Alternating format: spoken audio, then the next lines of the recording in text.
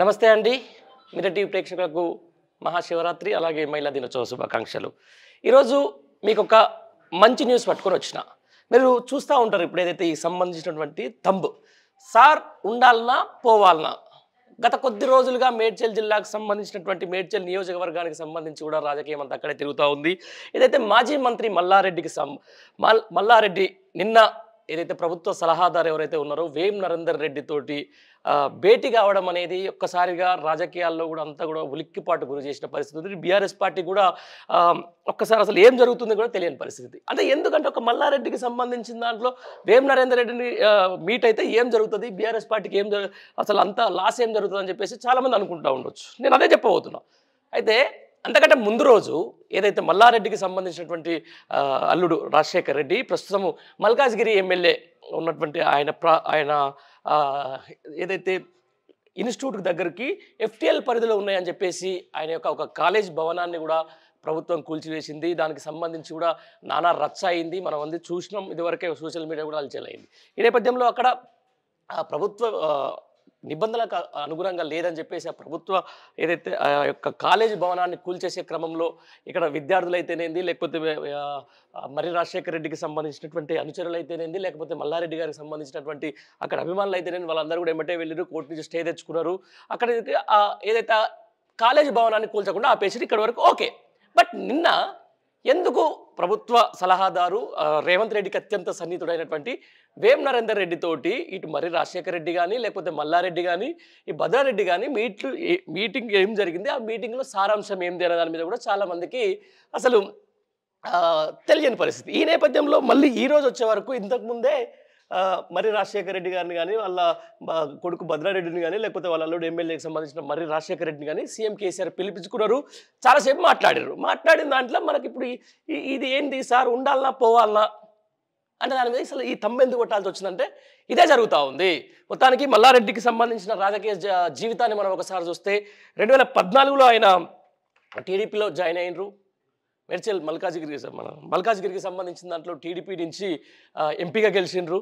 ఆ తర్వాత 2016లో ఆయన అప్పటి టీఆర్ఎస్ పార్టీ ప్రస్తుతం ఉన్న బీఆర్ఎస్ పార్టీకి సంబంధించిన దాంట్లో ఆయన కూడా జాయిన్ కావడం జరిగింది. అలాగే ఎంపీగా కొనసాగిండ్రు. ఆ తర్వాత 2018 ఎలక్షన్లో ఆయన మేడ్చల్ నుంచి ఎమ్మెల్యే గెలిచిండ్రు. కార్మిక శాఖ మంత్రి కూడా అయినరు. చాలాసార్లు సోషల్ మీడియాలో కూడా ఆయన ఎంత హల్చల్ చేసినారో మీ అందరికీ తెలిసిందే. దాంతోపాటు అలాగే మంత్రి అయిన తర్వాత కూడా ఒక కాంగ్రెస్ ఊపు వచ్చింది. మొన్న 2024లో జరిగినటువంటి ఎలక్షన్లో కూడా ఆయన ఇంత కాంగ్రెస్ ఊపులో కూడా ఖచ్చితంగా మళ్ళీ మేడ్చల్ నియోజకవర్గం నుంచి ఎమ్మెల్యే గెలిచారు. ఆయనతో పాటు 2018లో ఎంపీగా పోటీ చేసినటువంటి ఆయన అల్లుడు ఏదైతే మల్కాజ్గిరి నుంచి మర్రి రాజశేఖర రెడ్డి అదే మల్కాజ్గిరి నుంచి 2024లో పోటీ చేసిండ్రు. బలమైన అభ్యర్థికి సంబంధించిన మైనంపల్లి హనుమంతరావు కూడా గెలిచి ఈరోజు ఆయన చట్టసభల్లోకి వచ్చారు. అయితే దీంతో పాటు ఇప్పుడు కొత్తగా మరోసారి మల్కాజ్గిరికి సంబంధించిన ఎంపీ సీటు మాకే కావాలి, మా కుటుంబానికి ఇస్తే బాగుంటుందని చెప్పేసి కూడా మల్లారెడ్డి తీవ్ర స్థాయిలో ప్రయత్నం చేస్తున్న సంగతి మనందరికీ తెలిసిందే. ఈ నేపథ్యంలో ఇప్పటికే మల్కాజ్గిరికి సంబంధించి మేడ్చల్ మల్కాజ్గిరికి సంబంధించిన దాంట్లో ఎంపీ ఖచ్చితంగా అభ్యర్థి భద్రారెడ్డికే ఇస్తారు అని చెప్పేసి ఇటు పార్టీ వర్గాలు సంబంధించి అయితేనేది, లేకపోతే ఇక్కడ మల్లారెడ్డి అనుచరులు అయితేనేది, లేకపోతే ఇక్కడ రాజశేఖర రెడ్డి అనుచరులు అయితేనేది ఖచ్చితంగా తేల్చి చెప్పించి ఇప్పటికీ ఆయన ప్రచారం కూడా చేస్తూ ఉన్నారు. కానీ సడన్గా ఇప్పుడు మల్లారెడ్డి ఏమంటారు, మా మల్కాజ్గిరి నియోజకవర్గం నుంచి ఎంపీ బరి నుంచి నా కొడుకు భద్రారెడ్డి తప్పుకున్నాడు అని చెప్పేసి ఒక వార్త స్ప్రెడ్ అవుతా ఉంది. ఈ నేపథ్యంలో ఏమంటే నష్ట నివారణ చర్యలో భాగంగా అసలు ఏం జరుగుతుందని చెప్పేసి ఈరోజు కేసీఆర్ మల్లారెడ్డిని పిలిపించుకున్నారు. మల్లారెడ్డిని పిలిపించుకొని ఏమడిగినరు అంటే ఒక భరోసా, ప్రభుత్వాలు మారుతూ ఉంటాయి, ఖచ్చితంగా ప్రభుత్వాలు మారిన దాంట్లో కొన్ని మార్పులు చేర్పులు లేకపోతే పార్టీ వీడడాలు పార్టీలో చేరడాలు జరుగుతూ ఉంటాయి. ఆ జరిగిన క్రమంలోనే వాళ్ళు మేజర్గా టార్గెట్ ఎట్లా చేశారంటే మల్లారెడ్డికి సంబంధించింది అయితేనేది లేకపోతే ఇటు రేవంత్ రెడ్డికి అయితేనేది వీళ్ళిద్దరి మధ్యన రైవల్రీ ఎట్లుంటాయో మీకు తెలుసు. తొడలు కొట్టుకున్నారు, మిసాలు మేలేసుకున్నారు, అవన్నీ రకరకాలుగా జరిగినాయి. ఎలక్షన్లు వచ్చిన తర్వాత కూడా మల్లారెడ్డి కొంచెం రేవంత్ రెడ్డికి ఫేవర్గా మాట్లాడిందని చెప్పేసి కూడా మనం సోషల్ మీడియాలో విన్నాం. ఈ నేపథ్యంలో కూడా వేం నరేందర్ రెడ్డి తోటి ఏం మీట్ జరిగింది, వేం నరేందర్ రెడ్డి తోటి మీట్ అయిన తర్వాత మర్రి రాజశేఖర రెడ్డికి సంబంధించినటువంటి ఇన్స్టిట్యూట్ కాలేజీ భవనాన్ని కూల్చివేతలు ఎందుకు ఆగిపోయినాయి, ఇప్పుడు భద్రారెడ్డి ఎందుకు మల్కాజ్గిరి నుంచి ఎంపీ బరి నుంచి తప్పుకున్నాడు, ఇవన్నీ ఒకసారి బేరీ చేసుకుంటే ఖచ్చితంగా ఈరోజు మల్కాజ్గిరి సీట్ అనేది ప్రస్తుతం ఎవరైతే ముఖ్యమంత్రి ఉన్నాడో Revanth Reddy sitting MP seat, అది ఖచ్చితంగా ఈసారి గెలవకపోతే అది ఖచ్చితంగా ఈసారి కాంగ్రెస్ కైవసం చేసుకోకపోతే చాలా చెడ్డ పేరు వచ్చే అవకాశం ఉంటుంది.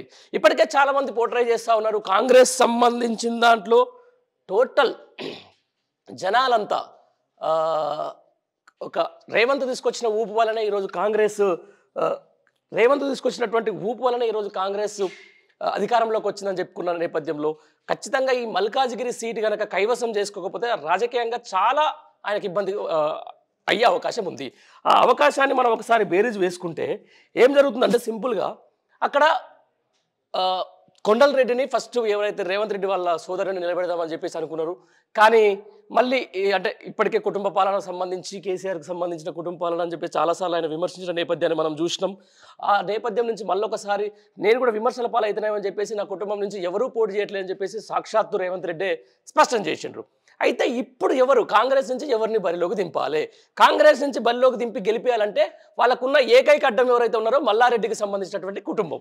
ఎందుకంటే వాళ్ళకు ఆ ప్రాంతంలో విపరీతమైన పట్టు ఉంటుంది. ఇంత కాంగ్రెస్ ఊపులోని కూడా మళ్ళీ వాళ్ళు గెలుస్తూనే ఉన్నారు. వాళ్ళు సోషల్ మీడియాలో మల్లారెడ్డికి ఎంత ట్రోల్ చేసినా లేకపోతే మల్లారెడ్డిని ఎన్ని విధాలుగా ఆయన డిమోరలైజ్ చేసే ప్రయత్నం చేసినా అక్కడ ప్రజలు మాత్రం ఆయన మీద ఉన్నటువంటి అభిమానం ఏ మాత్రం చెక్కు చెదరడం లేదు. ప్రతిసారి ఆయన మంచి మెజార్టీతో గెలుస్తూనే ఉన్నారు. ఆ గెలిచిన నేపథ్యాన్ని చూసుకుంటే సార్ ఎవరైతే దీంట్లో భాగంగానే ఎఫ్టీఎల్ పేరిట ఏదైతే మా రాజశేఖర్ రెడ్డికి సంబంధించిన కాలేజీ భవనాన్ని కూలగొట్టే ప్రయత్నం చేసిరు. ఎమ్మటే వేం నరేందర్ రెడ్డి రంగంలో దిగిండు. నీ కుటుంబం నుంచి కాస్త 80% పోటీ చేయొద్దు, వీలైతే నువ్వు తప్పుకుంటేనే మంచిది, లేకపోతే మీ అక్రమ ఆస్తులపై సంబంధించి అయితేనేంది, లేకపోతే నీ ఆస్తులపై అయితేనేంది, ప్రభుత్వ పరంగా అయితేనేంది, లేకపోతే సిబిఐ దాడులు ఎదుర్కోవాల్సి వస్తుందని చెప్పేసి బెదిరింపు ధోరణులు మాట్లాడినట్టుగా తెలిసింది. అది చాలామంది మీడియాలో కూడా కనిపిస్తూ ఉంది. ఈ కనిపిస్తున్న నేపథ్యాన్ని మనం ఒక్కసారి పరిశీలిస్తే సింపుల్గా భద్రారెడ్డికి సంబంధించిన టికెట్ ఇస్తే కాంగ్రెస్ అక్కడ గెలవడం చాలా ఇబ్బంది అవుతూ ఉంది మల్కాజ్గిరిలో. లేకపోతే ఎవరు మల్లారెడ్డి కుటుంబ సభ్యులకు ఎవరన్నా టికెట్ ఇస్తే కొంచెం కాంగ్రెస్కి అయితేనేంది, అక్కడ బీజేపీకి సంబంధించిన ఇప్పటికే అక్కడ ఈటల రాజేందర్ ఫిక్స్ అయి ఉన్నారు. ఆయన కూడా ప్రచారం చేస్తూ ఉన్నారు. అయితే ఆయనకు కూడా మళ్ళీ ఒక ప్రాబ్లం వస్తుంది. మళ్ళీ ఏదైతే ఈటల రాజేందర్ కాక స్థానికంగా ఉన్నటువంటి చాలామంది టికెట్ ఆశించారు. ఢిల్లీ పబ్లిక్ స్కూల్ కుమరయ్య అయితేనేంది, లేకపోతే మురళీధర్ రావు సీనియర్ నాయకుడు, ఇప్పటికే ఓయూలో ఒక పెద్ద ముసలం పుట్టింది. మురళీధర్ రావు కాకుండా ఇలా ఈటల రాజేందర్కి ఎందుకు ఇస్తారని చెప్పేసి వాళ్ళకు సహకరించే పరిస్థితి లేదు. ఇటు కాంగ్రెస్కి అసలు క్యాండిడేట్ని ఎవరు పెట్టాలని అనే పరిస్థితి నుంచి వాళ్ళు కూడా రావట్లేదు. కానీ ఖచ్చితంగా కాంగ్రెస్ గెలవాల్సిన సీటు కాబట్టి, ఎందుకంటే ముఖ్యమంత్రి స్థాయిలో ఉండి ఈరోజు అక్కడ ఎంపీగా ఉన్నటువంటి రేవంత్ రెడ్డి ఆ సీట్ని కూడా గెలిపించకపోతే చాలా ప్రతిష్టాత్మకంగా తీసుకున్నప్పుడు వాళ్ళకున్న ఏకైక అడ్డం ఎవరు ఉన్నారంటే మల్లారెడ్డి. ఆ మల్లారెడ్డికి సంబంధించిన డిమోరలైజ్ చేయడం, ఆయన మీద అక్రమ కేసులు బనాయిస్తామని చెప్పేసి బెదిరించడం, ఆ తర్వాత పార్టీ మారితే ఆయన ఒక్కడే కాదు కదా, ఇప్పుడు మల్లారెడ్డి ఎమ్మెల్యే, వాళ్ళ అల్లుడు ఎమ్మెల్యే, దాంతోపాటు ఇప్పుడు కొడుకు కూడా ఎంపీ అభ్యర్థి కాబట్టి హైదరాబాద్లో కూడా పాగేసుకోవడం వల్ల అంత అవసరం కాబట్టి కూడా ఆయనని కొంచెం మానసికంగా ఇబ్బంది పెడుతున్నారు. ఇబ్బంది పెట్టిన క్షణంలోనే ఇక్కడే కేసీఆర్ యాక్టివేట్ అయ్యిండు. యాక్టివేట్ కావడం, మల్లారెడ్డిని పిలపడం, ఎట్టి బస్సులో నువ్వు పార్టీలో ఉండాల్సిందే అని చెప్పేసి తేల్చడం, ఏం జరుగుతుందో కూడా భవిష్యత్తులో ఏం జరిగిందో కూడా ఒకసారి ఆయనకు దిశానిర్దేశం చేసిన నేపథ్యంలో మల్లారెడ్డి ఈరోజు స్పష్టంగా ఒక మాట చెప్పిండు, నేను పార్టీ మారడం లేదు. ఆయన ముందు నుంచి చెప్తా ఉన్నాడు, నాకు రేవంత్ రెడ్డికి సంబంధించిన దాంట్లో నాకు వ్యక్తిగత విమర్శలు చేసుకున్నారు కాబట్టి వాళ్ళు నేను పార్టీ మారను. అలాగే కొంతమంది సోషల్ మీడియాలో కూడా చాలా వైరల్కి సంబంధించినటువంటి విషయాన్ని మనం వింటూ ఉన్నాం.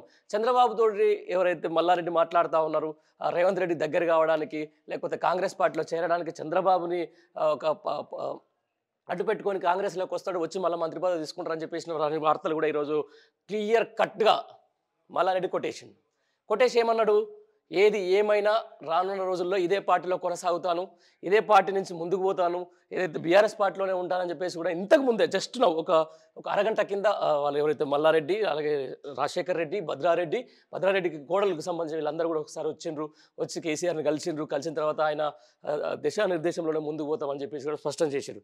అదే కాబట్టి ఈరోజు ఏమంటున్నా అంటే రానున్న రోజుల్లో అయితే ఒక్కటి మాత్రం ఇక్కడ క్లియర్ కనపడతా ఉంది, ఏదైతే ప్రభుత్వానికి సంబంధించినటువంటి ఈ ఎఫ్టీఎల్ పేరిట భూమి ల్యాండ్ ఏదైతే ఉందో అక్కడ కట్టిన కట్టడాలను కూల్చే ప్రయత్నం చేయడంలో భాగంగా ఏంటంటే అక్కడ భద్రారెడ్డి నుంచి పోటీని తప్పించడమే.